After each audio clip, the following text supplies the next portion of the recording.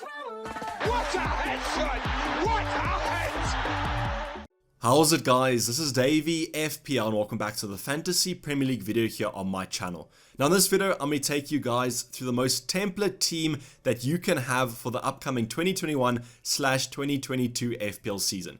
By template, I obviously just refer to the players with the highest ownership in the game at the current moment. So if you guys want to be template AF, this is definitely the video for you. So sit back, relax, and let's get straight into it. So before we get into the actual team, there's a couple of talking points that I wanted to go over before we get to those selections. The first one is probably the most important one, and that's that I tried to adhere to the budget that FPL set out for us with that 100 million budget that you guys all know about. So there's a couple of players that I opted not to select just because I had to kind of have this budget constraint, but those players you'll see at the end of the video. I'll probably title it honorable mentions or something like that, so you guys can see those players that still have high ownership but didn't make the selection later on in the video. The second one is going to be just generally what the template team kind of means, and obviously I always tell you guys that you should be focusing on your own side, and that's kind of the optimum solution that I would advise is kind of block out the noise, block out the social media kind of teams, and just focus on your own selection and the players that you think will do the best. But I do still think that we should kind of look at what the general public are doing,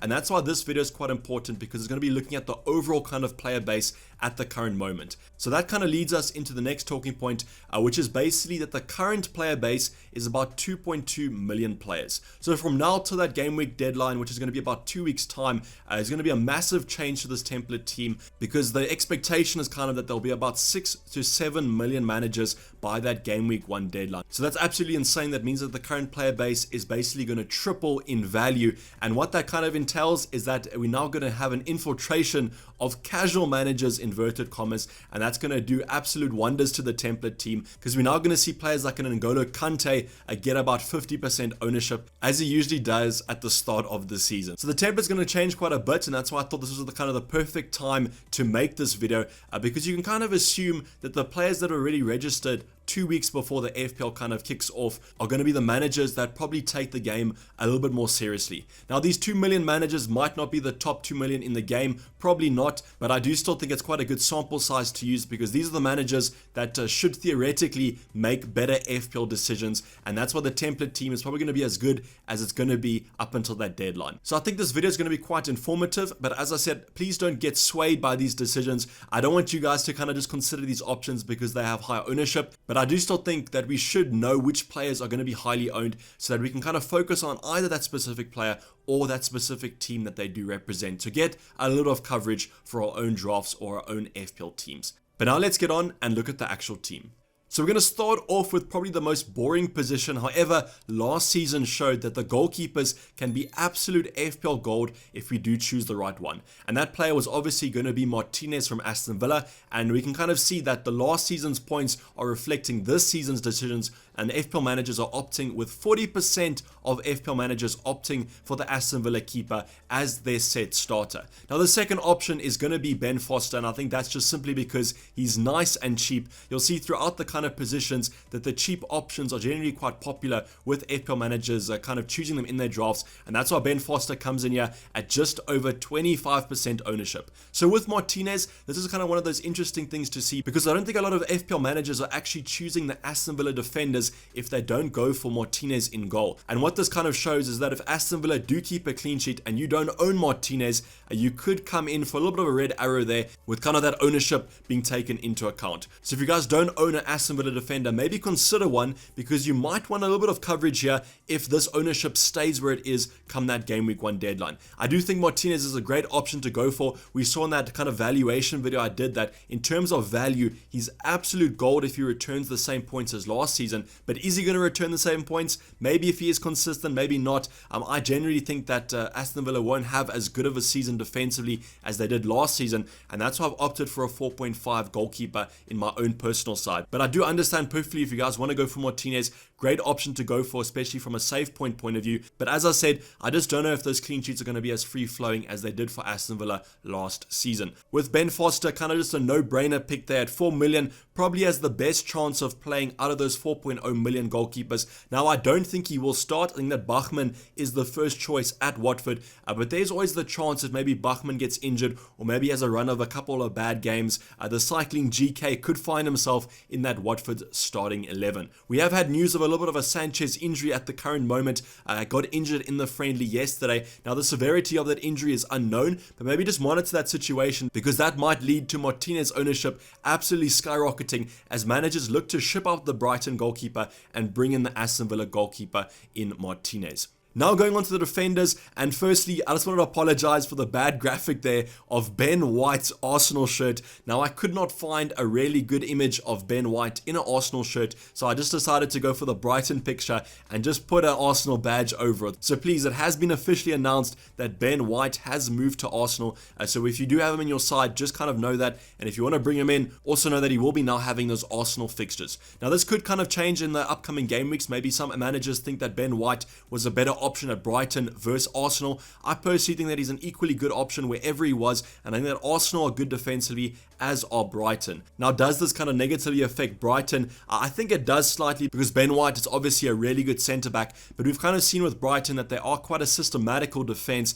and they're just going to slot in another kind of centre-back at that slot that I think will do equally as good a job. But that's just something to take into account. Maybe more managers will bring him in now so that ownership will kind of boost up a bit, but I think that at 4.5 million, you can't really go wrong with an Arsenal centre-back as long as he starts. And that's just kind of the caveat with him, is that we kind of hope that Arteta does play him, but I think at 50 million, he's basically a guaranteed starter in there because I don't think they're going to be signing a player for 50 million that's going to stay on the bench. So Ben White, definitely on my horizon at that 4.5 bracket, but I currently prefer other 4.5 options in someone like maybe a Luke Ayling. But at 17.5% ownership, the second most highly owned 4.5 option, right behind Fofana from Leicester. So just under 25% ownership. Fofana is in quite a lot of managers' teams, and I can perfectly understand that. I mean, at 4.5 million, an entry to that Leicester defense at that cheaper price is going to be on most FPL managers' horizons, and that's why I think that he could be a good option. But as I said, I personally prefer maybe an Ayling at that 4.5 mark. You can actually see with most of the defenders' kind of ownership, we don't really have a very big ownership besides Luke Shaw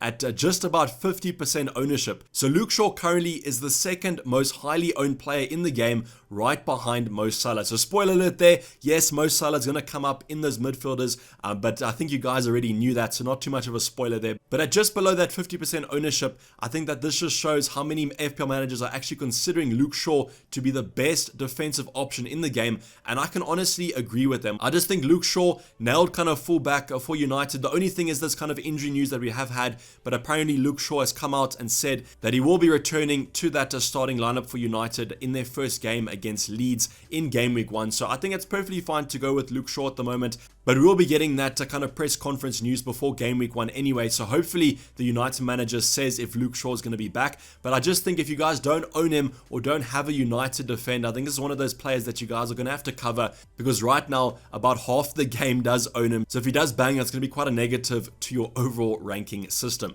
The next highest owned defender is going to be Trent Alexander-Arnold, which actually surprised me because he only is owned by 27.8% of managers. I thought that it was going to be similar to kind of the Luke Shaw bracket, but maybe because he is quite expensive. I didn't have the best season last season for that price point, but I still think that Liverpool defense is going to be a little bit more solid than last season with Van Dijk, Joe Gomez, Matip all coming back to that starting lineup. So I think that Trent is an option that you guys should look at, and because he's kind of only owned by 25% of managers, might be classified as a little bit of a differential at the current moment. The last defender in this kind of bracket is going to be Manquillo from Newcastle, and just like kind of Foster, comes in at 4.0 million, so that's why he's selected by 13% of managers. Now, will he start? Will he not? I don't really know, but I think if you guys are going to consider a 4.0 option, has the highest chance of starting in that bracket, unless someone like a Brandon Williams does get a loan move away from Manchester United. So in terms of the defenders, as I mentioned, the ownership is actually quite split here, and this kind of just shows the variance currently in FPL between the defenders, and you could make up some kind of margins here if you do pick the right defender to go with at that 25% ownership. The other options to kind of consider in this bracket was Luca Digne. He was also owned by, I think, about 22% of managers, and we will get onto the other highly owned options later on in the video. So now going on to the midfield, and I think the midfield generally, you can kind of predict what the template's going to be. You start off with Mo Salah and Bruno Fernandes. Mo Salah, the most highly owned player in the game currently, but still under 50% ownership. So this is one of those moments that you guys should just kind of take a bird's eye view, a holistic approach to FPL, and just think about it. Less than 50% of managers own Mo Salah at the current moment, which is just so kind of surprising to me, especially out of these kind of 2.2 million managers that we considered to make better FPL decisions. I just think that Mo Salah is the most essential player to own in FPL at the current moment, so I would definitely have him in my lineup, and then we kind of combine him with Bruno Fernandes, the two kind of 12.0, 12.5 million midfielders. With Bruno Fernandes, been a lot of talk in the community at the current moment about going for a Bruno draft, and including maybe someone like a Greenwood or Sancho to cover him. Right now, Bruno is in my draft, but I have been playing around with some no Bruno drafts with a Mahrez and a Heung-min Son, and I won't lie, it definitely is kind of appealing to the eye, but I still think I will probably go with Bruno Fernandes going into that game week 1 deadline. The other kind of midfielders to go for are going to be Jack Grealish. Jack Grealish rumored to be going to Man City. Probably you'll see in the thumbnail, I would have included the Man City jersey on Grealish because that deal does look like it's going to be confirmed quite soon, and he's currently selected by 34.1% of managers. So now does this mean that kind of managers are preempting the transfer to Man City, or are they considering Jack Grealish from an Aston Villa point of view? And it's similar kind of debate as Ben White. Is Jack Grealish a better option at Man City or at Aston Villa? I'm kind of leaning towards the side of Aston Villa because he's nailed in that lineup. We don't have to deal with any pep roulette, and most game weeks is going to be getting you a couple of points because Aston Villa, they just so heavily rely on Jack Grealish to do well. So we're going to kind of see if this ownership goes up or down depending on when Man City do announce that transfer, and it's going to be quite interesting to see what most FPL managers do think about Jack Grealish. If he does become nailed in that lineup, and I would assume that most game weeks he will play, considering that Man City are going to pay £100 million for him, so I think that most game weeks he should play, and I think that's why if he does manage to fit into the Man City lineup at that price point he currently is, it's going to be quite an attractive price to bring in a nailed Man City option.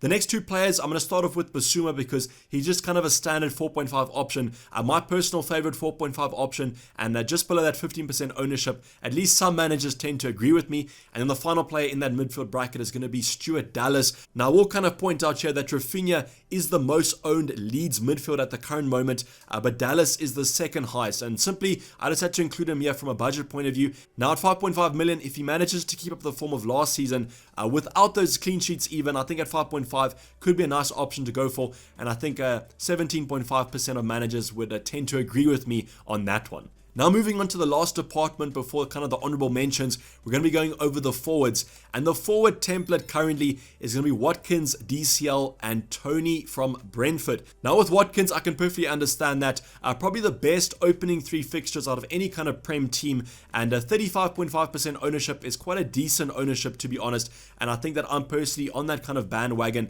and the Aston Villa bandwagon, especially for those opening 3 fixtures. DCL was actually quite surprising for me because I kind of considered him to be more of a differential, because over on FPL Twitter, not many people do own the Everton striker, but you can see a 17.2% ownership, I think currently the 4th highest ownership in that forward department, so might be one to kind of look at if you want to go for a little bit of Everton coverage, because their fixtures are quite nice, and if Benitez manages to get them off to a good start, I think that the Everton options could be quite nice at these price points. The final player in the forwards is going to be Tony from Brentford at 31.7% ownership, and I think this is largely due to that 6.5 bracket. Not many options at that kind of budget point of view, a lot of options at that 7.5 and onwards, but at 6.5, a nice little entry into a team that from an attacking point of view did really well in the championship, and Tony overall did really well in the championship last season. So if he manages to pick up kind of half that form that he did have in the championship, I think at 6.5 million could be quite good value for money. Now finally, we're going to be going over the honorable mentions, and as I said, these are options that from a budget point of view, I simply just couldn't fit them in, and I opted for players that were more highly owned in the premium department, such as a Mo Salah and a Bruno Fernandes. So the first honorable mention from a defensive point of view is going to be Diaz from Man City. I can understand that the most nailed kind of a defender from Man City's point of view at that centre-back position offers some attacking threat from those set pieces, which he has looked quite good on from last season, and 25.9% of FPL managers at the current moment do own the Man City defender. Now, the Man City defense, I think it might be a little bit overlooked at the current moment, just because from last season's stats, had, if not the best, one of the best defenses in the Prem, so you can basically be assured that they're going to be getting a couple of clean sheets this FPL season. The second player is going to be the midfielder, and it's going to be Mason Mount at 20.3% of ownership, which took me by surprise a little bit because I haven't seen Mason Mount in literally any FPL drafts over on FPL Twitter. So if you guys do want to maybe consider a little bit of a differential there, at 20.3%, 28% ownership, still differential in my eyes. And from Chelsea's point of view, you have a great game week 1 fixture against Crystal Palace, so maybe you could look at Mason Mount even as a differential captain if you don't want to go for a Mo Salah. The final player is going to be Harry Kane. No introduction there. A similar position to Jack Grealish. If he does move to Man City, it's going to be interesting to see what that ownership does. I personally think if he goes to Man City, that ownership is going to be similar to a Mo Salah or Bruno Fernandes, because a nailed striker for Man City is absolute FPL gold. We've kind of seen that with Aguero over the previous couple seasons when he's not been injured, has reduced some of the biggest hauls in FPL over the past couple seasons, and I can completely kind of expect or predict Harry Kane to return similar points if he does move to Man City. So 29.8% ownership is still not too shabby considering that he still is a Spurs option. So I personally wouldn't go for him as a Spurs option, but I think as a Man City option, kind of a no-brainer, and I'll be struggling to fit him in my draft with all these premiums in my midfield at the current moment. But this is basically a wrap the video, guys. Hopefully you did enjoy it. Please don't forget to like it if you did, and subscribe if you're new or have not subscribed yet. It's kind of the 2-week period of absolute madness. The content's going to come thick and fast from now till that game week 1 deadline, so make sure that you guys do have that bell notification on so that you don't miss any of my uploads. But I'm going to be signing off. It's been Dayvy FPL, and I'm out. Cheers, bye.